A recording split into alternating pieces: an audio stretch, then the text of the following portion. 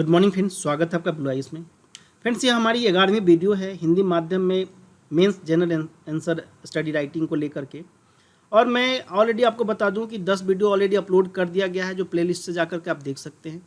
आज का जो टॉपिक होगा उस टॉपिक को हमने 2 सेशन में डिस्ट्रीब्यूट किया है। पहले सेशन में हम आपसे बात करेंगे आज जो दिया जाएगा टॉपिक उसके क्वेश्चंस को लेकर के, और साथ में दूसरे सेशन में मैं इसी वीडियो में बात करूंगा आपसे उस टॉपिक को कहाँ से पढ़ना है और उस टॉपिक को कैसे डायमेंशन फाइंड आउट करोगे, कैसे उस टॉपिक को डिकोड करोगे।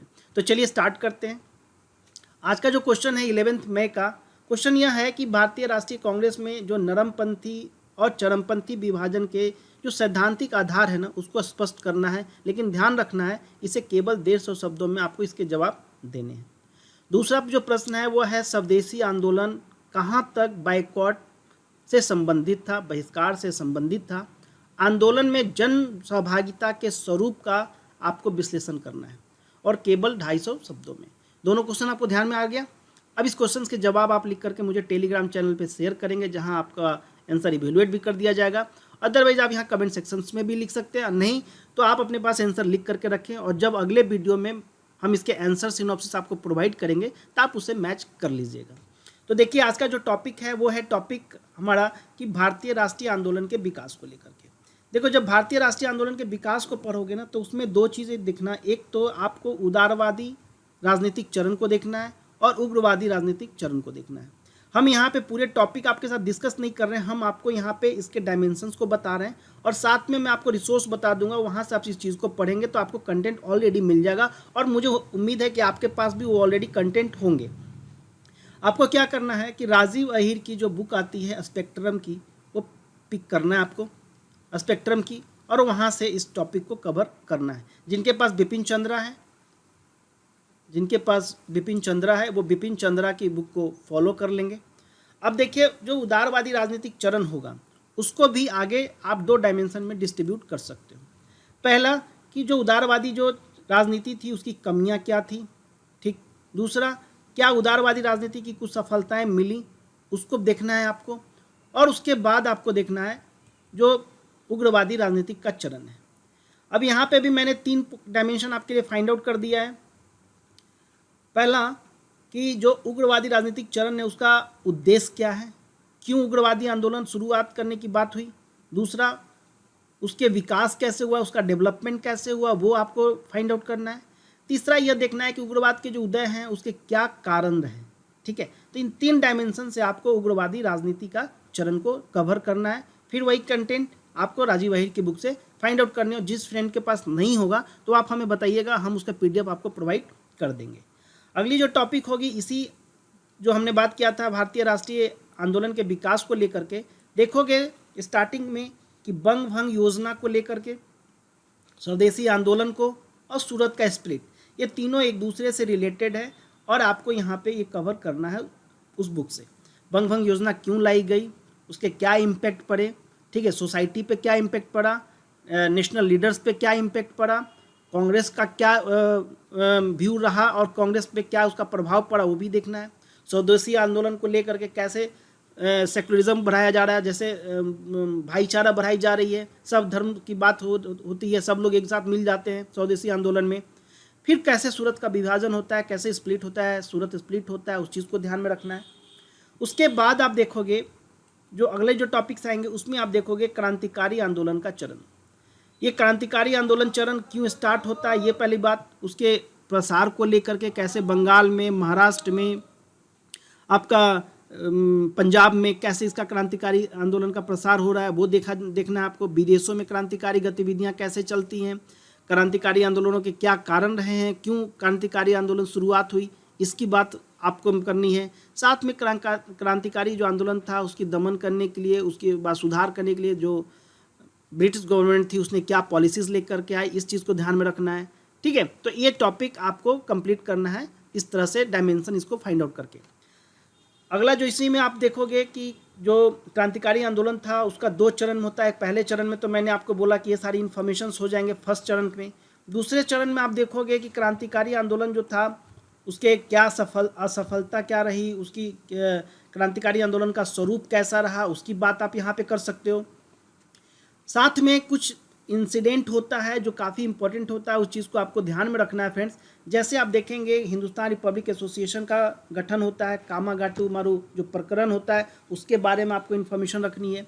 हिंदुस्तान सोशलिस्ट रिपब्लिक एसोसिएशन जो ऑर्गेनाइजेशन है उसके बारे में, उसके कौन मेंबर्स थे, वहाँ कहाँ पे इस्टेब्लिश किया गया था, किस ईयर में इस्टेब्लिश किया गया था और इसके उद्देश्य क्या थे, इन सब पॉइंट को मद्देनजर रखते हुए आप इस टॉपिक को कवर कीजिए।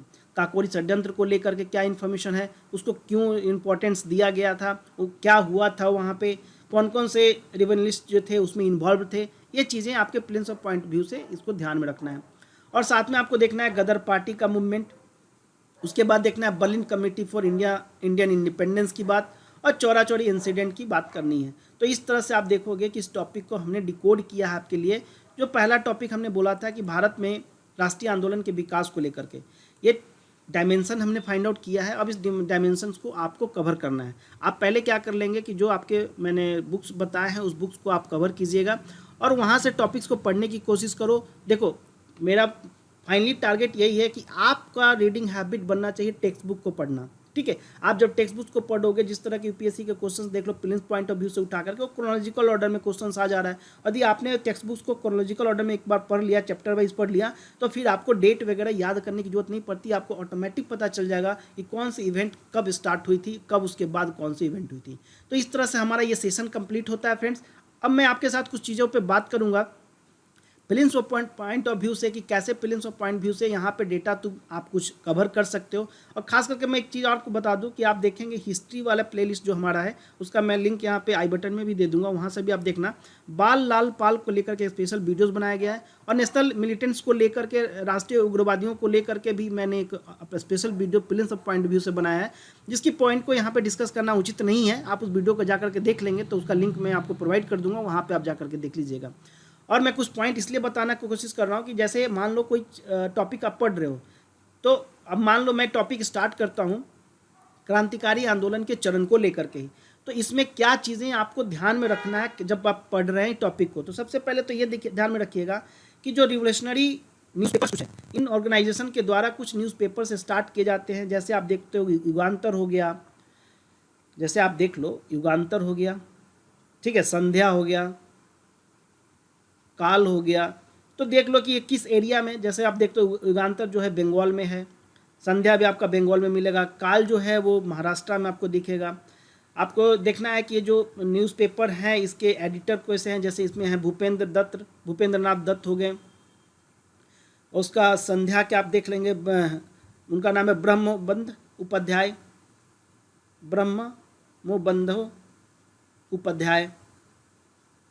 ठीक है। उसके बाद आप देख लो काल के जो एडिटर थे वो थे एस.एम.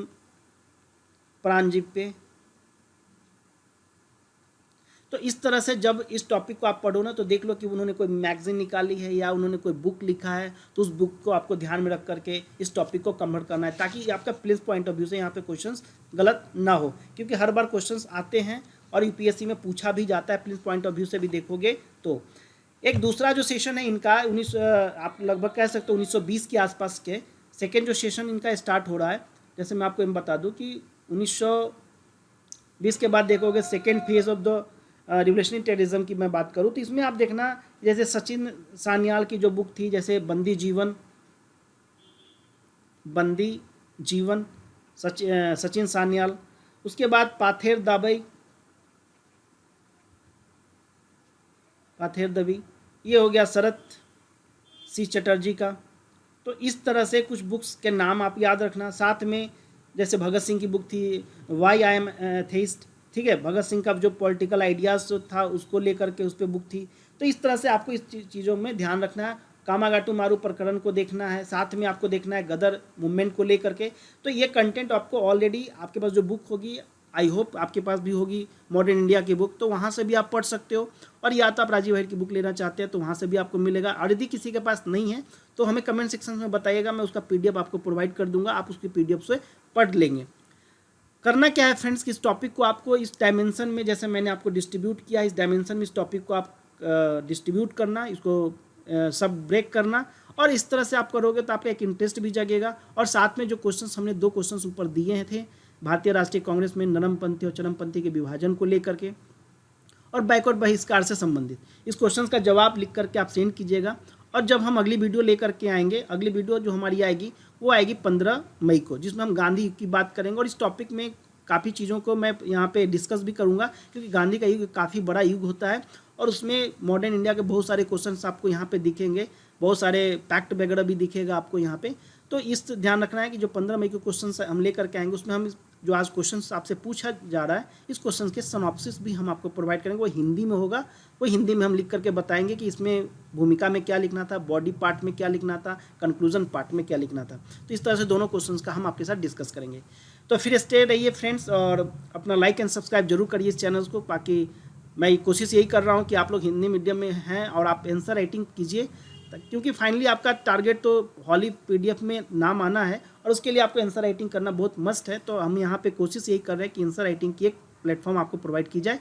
और आप प्रीवियस वीडियो को जो भी जा करके देख सकते हैं, जो लगभग 10 वीडियो मैंने अपलोड किया है, उसमें क्वेश्चंस डिस्कस किए गए हैं, साथ में सिनॉप्सिस की भी बात की गई, और साथ में जैसे आज मैंने बताया कि टॉपिक का क्या सब टॉपिक होगा उस तरह से प्रीवियस वीडियो में भी किया गया है। तो thank you very much friends.